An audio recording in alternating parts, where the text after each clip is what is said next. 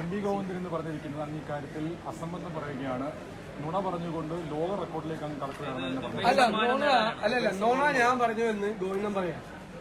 നമ്മുടെ റെയിൽവേ സ്റ്റേഷനിൽ കണ്ണൂരുണ്ടായ സംഭവത്തില് വീണ ജോർജിന്റെ ആരോഗ്യമന്ത്രിയുടെ കഴുത്ത് പിടിച്ച് കേസുകാരി തിരിച്ചു, കൈ പിടിച്ചു വളച്ചു ഒടിച്ചു എന്ന് ഈ കേരളത്തിലെ ജനങ്ങളോട് നോക്കി പച്ചക്കള്ളം വിളിച്ചു പറഞ്ഞ ആളാ എം വി ഗോവിന്ദൻ.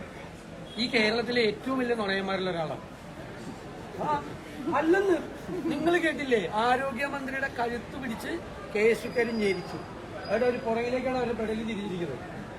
കൈ പിടിച്ച് ഒടിച്ചു എന്ന് നിങ്ങളോടല്ലേ വന്ന് പറഞ്ഞത്?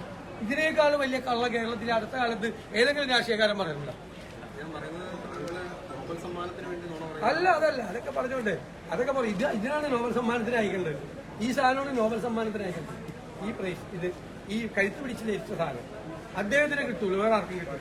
അത് ഉറപ്പാണ്. മുഖ്യമന്ത്രി എല്ലാ ചാനലുകൾക്കും നടന്ന അദ്ദേഹം നല്ല വാക്കുകളൊക്കെ ഉപയോഗിക്കുന്നുണ്ട്. പണ്ട് NK പ്രേമേന്ദ്രനെ പരനാറി എന്ന് വിളിച്ചു.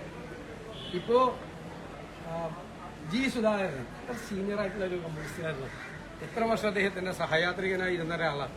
അദ്ദേഹത്തെ ചെറ്റത്തരല്ല. ഏത് മുഖ്യമന്ത്രി സ്ഥാനത്ത് ഇരുന്നുകൊണ്ട് ഉപയോഗിക്കാൻ പാടില്ലാത്ത വാക്കുകൾ ഉപയോഗിച്ച് അദ്ദേഹം സ്വയം തരം താണു.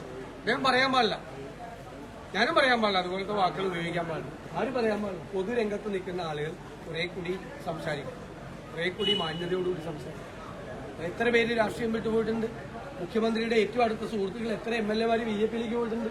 പല പാർട്ടികളിൽ നിന്നും ആളുകൾ വേറെ അഭിപ്രായ വ്യത്യാസമായിട്ട് പറയുന്നുണ്ട്. അവരെ കുറിച്ചൊക്കെ ഇതുപോലത്തെ മോശമായ വാക്കുകൾ ഉപയോഗിക്കാൻ പാടില്ല. മുഖ്യമന്ത്രി സ്ഥാനത്ത് ഇരുന്നുകൊണ്ട് ഒട്ടും പാടില്ല. അത് കേരളം നോക്കുകയാണ്, ചെറുപ്പക്കാരൊക്കെ കാണുവാണ്. ഇങ്ങനത്തെ വാക്കുകളാണോ ഈ രാഷ്ട്രീയക്കാരൊക്കെ ഉപയോഗിക്കുന്നതെന്ന് പറഞ്ഞ് രാഷ്ട്രീയ നേതാക്കളോട് ഈ കുട്ടികൾക്കൊക്കെ പുച്ഛം തോന്നും. ഞങ്ങൾക്കൊരു ആശങ്കയില്ല. ഞങ്ങൾക്ക് അത് മറികടക്കാനുള്ള എല്ലാ തന്ത്രവും ഞങ്ങളുടെ വി. ഗോപാലകൃഷ്ണൻ വോട്ട് പിടിക്കുന്നത് ഗുരുവായൂരിൽ ഹിന്ദു MLA ഇതുവരെ ഉണ്ടായിട്ടില്ല എന്ന് പറഞ്ഞിട്ടാണ്. ഞാൻ ചോദിക്കട്ടെ, അതില് പൊന്നാനി എന്ന് പറയുന്നത് കേരളത്തിലെ മുസ്ലിങ്ങളുടെ ആസ്ഥാനമാണ് അല്ലെ? ഒരു മുസ്ലിങ്ങളുടെ ഏറ്റവും പ്രധാനപ്പെട്ട ആസ്ഥാനമാണ്. അവിടെ ഹിന്ദു MLA മാരാണ് ഉണ്ടായിരുന്നത് പലപ്പോഴും. ഗുരുവായൂരിൽ മുസ്ലിം MLA മാരുണ്ടായിട്ടുണ്ട്. പല സ്ഥലത്തും അങ്ങനെ ഉണ്ടായിട്ടുണ്ട്.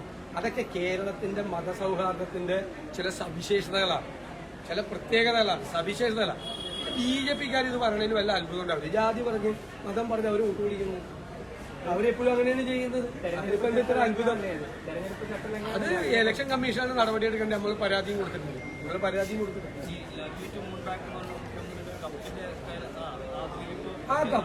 ആ കപ്പ് അവളോടൊപ്പമാണ് ഇന്ന് അടിക്കുറിപ്പോട് കൂടിയൊക്കെയുള്ള ഒരു കപ്പായിരുന്നു അല്ലേ? അന്ന് ആ കപ്പില് ചായയാണോ കാപ്പിയാണോ വെള്ളമാണെന്ന് എനിക്കറിയില്ല. കുടിച്ചു എന്തോ കുടിച്ചിട്ട് മുഖ്യമന്ത്രിയുടെ ഓഫീസിൽ നിന്ന് എല്ലാ മാധ്യമ ഓഫീസിലേക്കും വിളിച്ചല്ലോ. അതൊന്ന് പ്രത്യേകമായിട്ട് കൊടുക്കണമെന്ന് പറഞ്ഞു.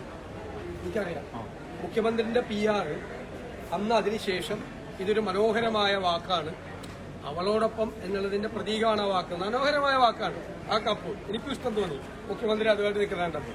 പക്ഷെ ഇപ്പൊ മുഖ്യമന്ത്രി അവളോടൊപ്പം അല്ല അവനോടൊപ്പമാണ് എന്ന് തെളിയിച്ചു.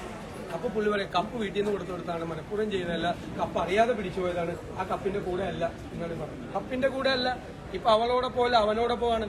ഞാൻ ഒറ്റ ഉദാഹരണം ചോദിക്കട്ടെ. KB ഗണേഷ് കുമാറിന്റെ വിഷയം ഇപ്പൊ അദ്ദേഹം പറഞ്ഞു അത് വെറും ഒരു കുടുംബ പ്രശ്നം. ഇതിനേക്കാൾ താഴെയുള്ള ഇത്രയും ഗൗരവമല്ലാത്തൊരു കുടുംബ പ്രശ്നം 2013 ഉണ്ടായി.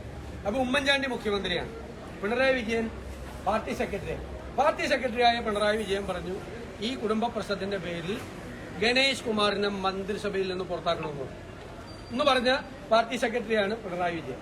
ഇപ്പൊ അദ്ദേഹം മുഖ്യമന്ത്രിയാണ്. അപ്പൊ അതിനേക്കാൾ ഗൗരവതരമായ ഒരു കുടുംബ പ്രശ്നമൊന്നുമല്ല, നിങ്ങൾക്ക് അറിയാലോ. വേറെ ആളുകളുടെ കുടുംബം ഉണ്ടായില്ല. ഒരു കുടുംബ പ്രശ്നം പറഞ്ഞപ്പോ അത് കുടുംബ പ്രശ്നമാണ്.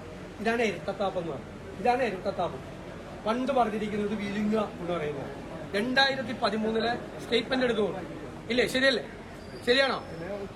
ഉമ്മൻചാണ്ടിയുടെ മന്ത്രിസഭയിൽ നിന്ന് ഗണേഷ് കുമാറിനെ പുറത്താക്കണമെന്ന് പറഞ്ഞ പാർട്ടി സെക്രട്ടറി പിണറായി വിജയൻ ഇപ്പോ അതിനേക്കാൾ ഗൗരവമുള്ള കുറ്റകൃത്യം ചെയ്തപ്പോ പറയാണ് കുടുംബ പ്രശ്നമാണ്. മനസ്സിലായി? ഇവരൊക്കെ എന്തും പറയും, ഇതൊക്കെ തിരിച്ചു വരും. കാലം മുഖത്ത് നോക്കി കണക്കിലും